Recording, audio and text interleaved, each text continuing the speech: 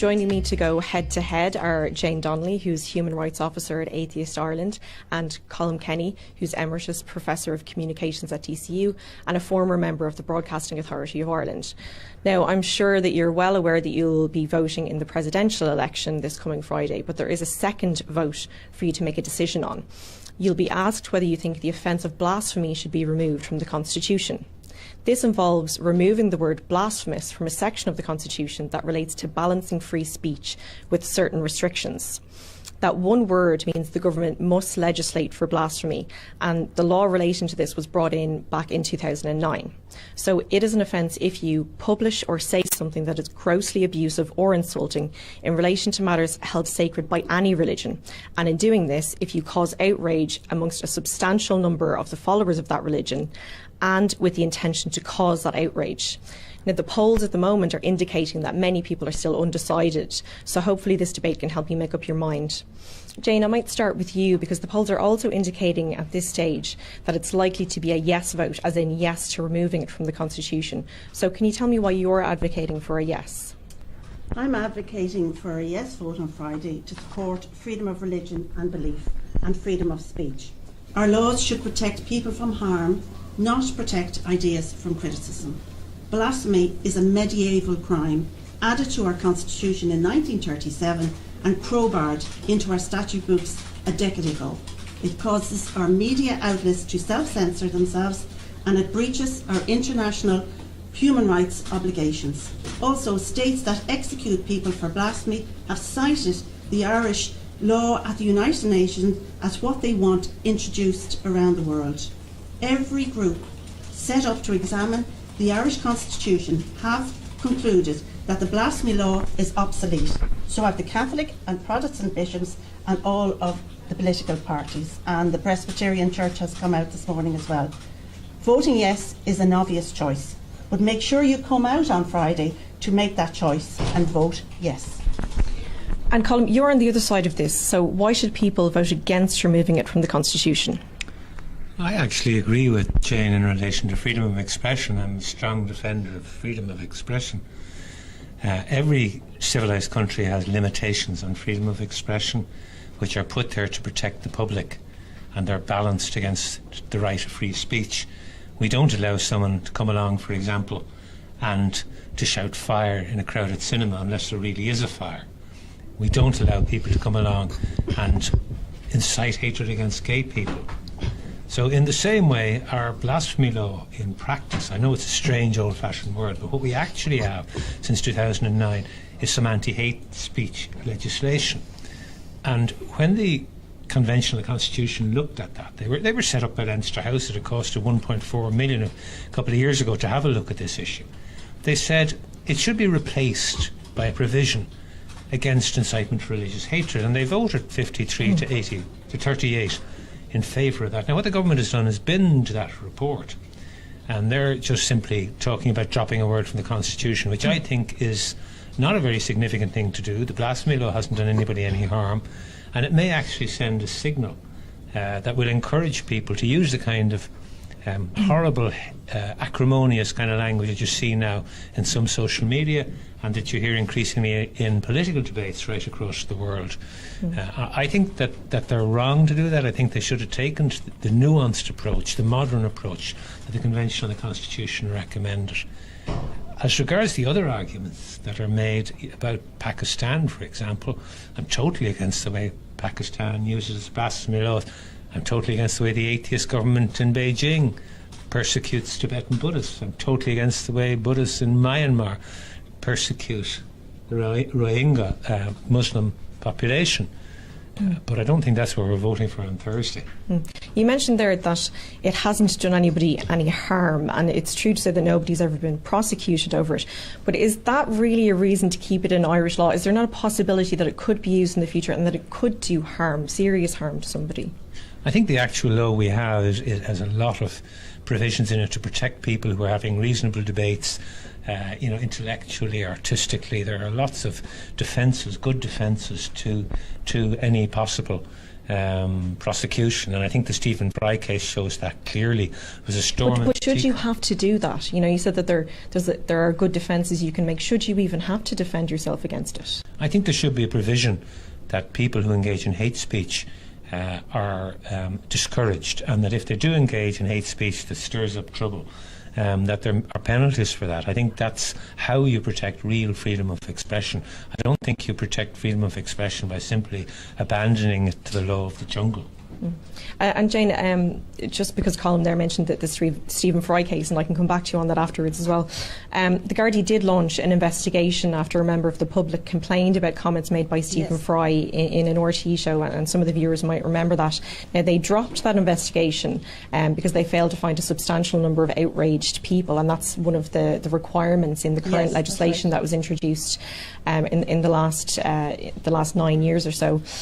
Do you think that this example, because some people have argued this, that it's an example of how hard it can actually be to prosecute somebody for it, or would you be hailing it as an example of why we should be voting yes? I would indeed, because as Colum has just said there, it was investigated, the Stephen Fry thing, and it wasn't hatred. They looked at that case and they found it wasn't hatred, but they were going to investigate it under the blasphemy law, not the Incitement to Hatred Act. And the reason that they didn't go ahead with it is because they couldn't find a substantial number of people that were outraged. But that is not to say that they didn't investigate it, they didn't take the case on board. So if we leave that there is a possibility that we're inciting people to outrage. There will be another case will come along, and there will be a substantial number of people that could be outraged about it. There are many instances that you could look at, for example, the different types of cartoons and that, and you could incite people to be outraged. So you cannot really argue that what Stephen Fry said was inciting hatred. So it was blasphemy, and it is firmly in that category. And we have incitement to hatred laws, and I do think that maybe they should be strengthened, and I know Colum thinks that, but what you do is you engage in the democratic process. You send submissions to your TDs, and they are going to look at it now. Minister Flanagan has said he is engaging with the opposition parties on it, so that's how you engage in it. It is not by voting no on Friday. You vote yes to strengthen the laws if you feel that they need to be strengthened in that way. And it is irresponsible to say to vote no on Friday just because you don't agree with the incitement to hatred laws. You need to strengthen them, and if you want to do that, vote yes on Friday and engage with the democratic process. And Colum, I'll just get you to come back in on the Stephen Fry case, and also the suggestion that in the future there could be an encouragement for, to build up a group of outraged people to build a case. Yeah, I mean, the people who keep citing Stephen Fry tend not to mention that when he actually saw the details of the Irish blasphemy law, he said it was a wonderful Irish solution, and indeed it's one we could advocate in places like Pakistan because it builds in all kinds of defences. As far as I'm aware, from reports at the time, only one person complained about the Stephen Fry broadcast, which was a discussion with Gay Byrne in which Stephen Fry made statements about his atheism which were perfectly reasonable. They're the kind of things you can read in the Bible, in the book of Psalms, or in the book of Job. And I don't think any religious person would take offence. The person who made the complaint, as I understand it, made it because they wanted a debate about this. They actually weren't offended themselves. And the Gardaí were obliged to look at it because it was a criminal complaint, but they found no case. And it wouldn't have been enough even if they'd found some people outraged. You have to have the intention to engage in that outrageous behaviour in order to stir up trouble. So I think that, this has been looked at. There's no need to write to TDs. There was 1.4 million spent by our public representatives setting up the Convention and the Constitution. We got expert evidence on this, and they came back with a very clear recommendation, which was that instead of the blasphemy provision, we needed a modern provision that actually was explicitly about hate speech, I can't understand why the government has dropped that, and I think it's perfectly reasonable for people to go out and to vote no because they haven't been given the choice the Convention and the Constitution recommended, which would be the sensible way to go. We don't have to accept the government's agenda just because they say it has to be black or white, therefore you must vote for one or the other. I think you vote no to protect the Constitution against people who are toying with it for political reasons. Jane, can I just ask you about this point on the Constitutional Convention? Because, you said yourself earlier there that if people wanted some kind of a clause or legislation to strengthen incitement to religious hatred as an offence, that they could, lobby TDs. But the Constitutional Convention, we did spend a lot of money on it, and this was their recommendation, to have a referendum on this whereby we would remove blasphemy from the Constitution, but that we would also replace it with a provision to include incitement to religious hatred. Did you agree with the Constitutional Convention recommendation that it should be replaced? I agreed with the Constitutional Convention recommendation that it should be removed, and I didn't agree with the other one. But you must realise that it was a recommendation. All those bodies have recommendations. We've had a number of constitutional bodies over the years for decades, and they have all been saying that it is to be removed. We have the Venice Commission saying that blasphemy should go, that the way to put it into our laws and to strengthen our incitement to hatred laws. So just like any group that recommends different things, I think that the government made the right choice at the time to not go down that road. And one of the reasons that they did it is like a crowbar in our Constitution. You never know what something like that could lead to, and we know this through the 8th Amendment. We know what that amendment led to. So it is not the place in our Constitution. Blasphemy law has no place. It is not the place. Laws for incitement to hatred is the way to go, and it has been recommended by various constitutional groups as well as the Venice Commission and the UN. It will breach all our international obligations if we leave that blasphemy law there. There is no need for it. And as for the Stephen Fry thing, remember, somebody did complain, they did look at it, they did investigate it. They had to. Yeah, they had to. So because the police and Gardaí have no alternative when a criminal complains, but they didn't do anything. They didn't do anything and the reason that they didn't do anything, because there wasn't enough people outraged. So are we inciting outraged? As I've been campaigning on the street, I have met people that are outraged. Last evening somebody told me I was going to burn in hell. So there are a number of people out there that get I've been getting outraged. That too. I've been accused of being alt-right because of my views, that I'm an American right-winger. Yes, then why encourage that? Why encourage that? Colum, I'm interested to hear from you. You might not agree with the fact that we're not following the advice of the convention, and you don't believe that this is the right referendum for us to be having. But we are having this referendum. It's happening on Friday. The wording is set. So, do you believe that the offence of blasphemy should be left in the Constitution? I think until the government brings forward a proposal that is more constructive, people shouldn't accept a binary choice. If you go in to buy a car and the dealer says to you, you have to buy this car or that car, you'll tell them where to go. And this is effectively what's happening. Now, I think that's because the government wants a political win. And I have a lot of sympathy with Atheist Ireland in its project for a secular constitution. I think there are more important issues. I think, for instance, the property rights in the constitution have been used to protect speculation in property, and I think they'll also be used if the government moves to control national school education in a more constructive way. I think we could be having a referendum to allow the government, for instance, to nationalise primary school property. I think there are real issues in relation to freedom of speech too, in relation to things like defamation laws that are used to chill journalism, and the failure to provide for people to be able to actually use our legal system despite the guarantee in the Constitution that everybody should have equal access to the law. So I'm not arguing with groups like Atheist Ireland who have, serious intellectual agendas. I'm saying that the government is making it a political issue. You don't think that blasphemy as an offence should be in the Constitution, though, right? Am I right in saying that? I think there should be a hate speech provision in the Constitution. I think that's what blasphemy is at the moment, and I don't think it should be removed. I don't think the Constitution should be toyed with like this in respect of anything. It's the basic document of the state.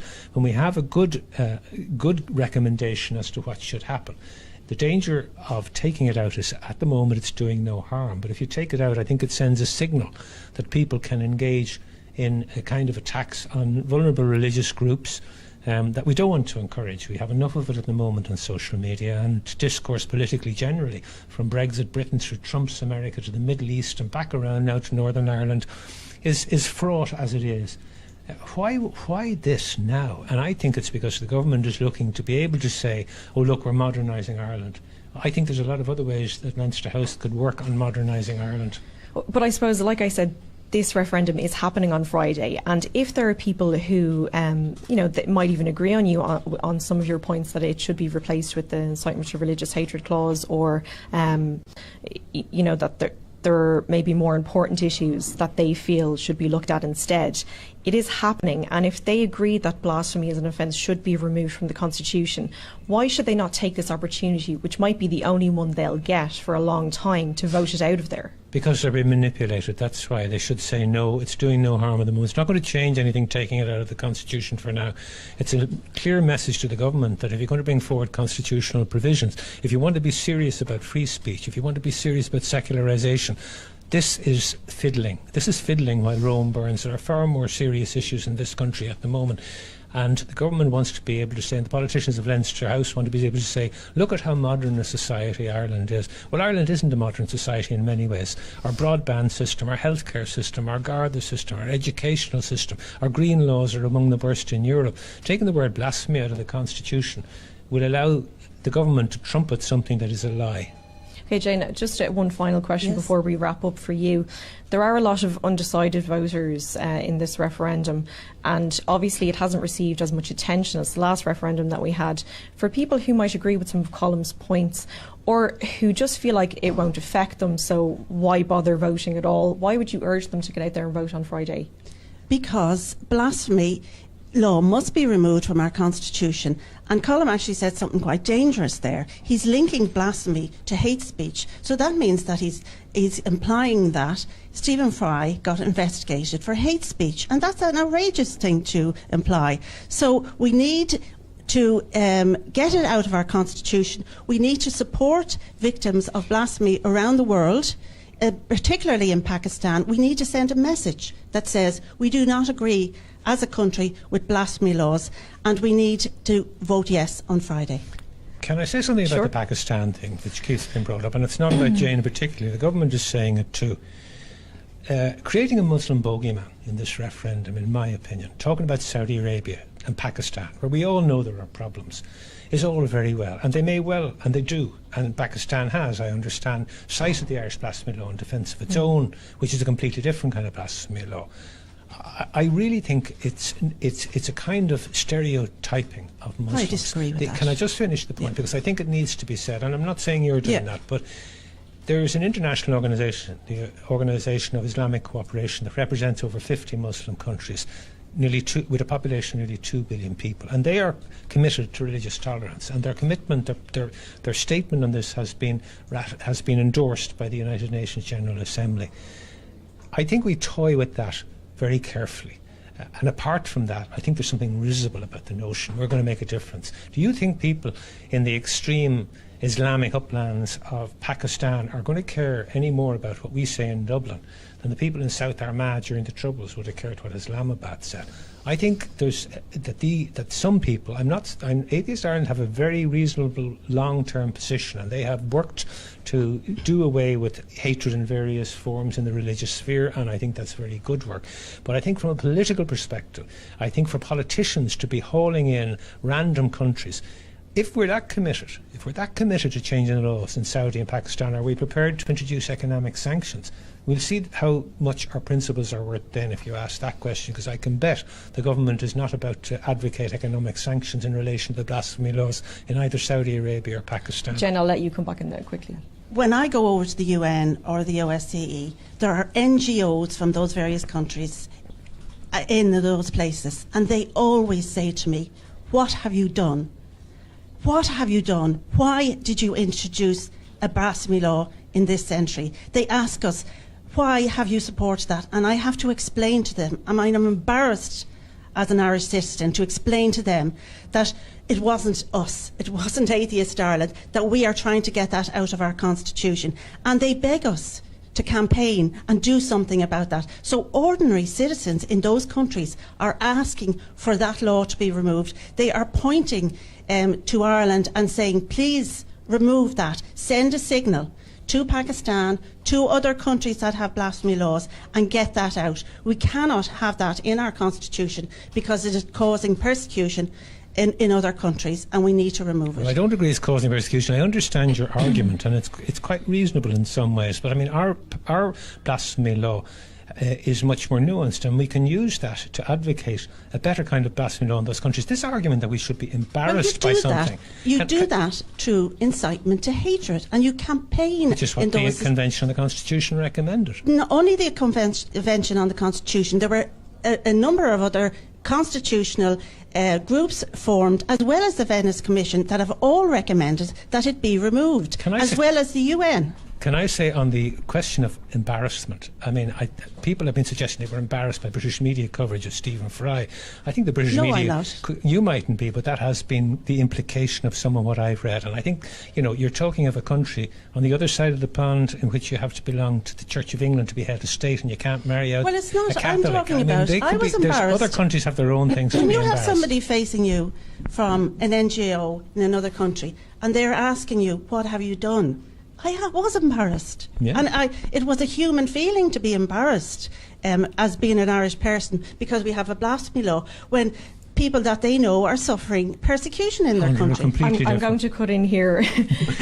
I think we'll, before we start going around in circles of this, we'll leave it there. I'd like to thank Jane Donnelly for joining us, and also Colum Kenny for a robust debate. And I really hope that it's helped people who were undecided to make some kind of a decision ahead of Friday. Thank you for joining us. Thank you.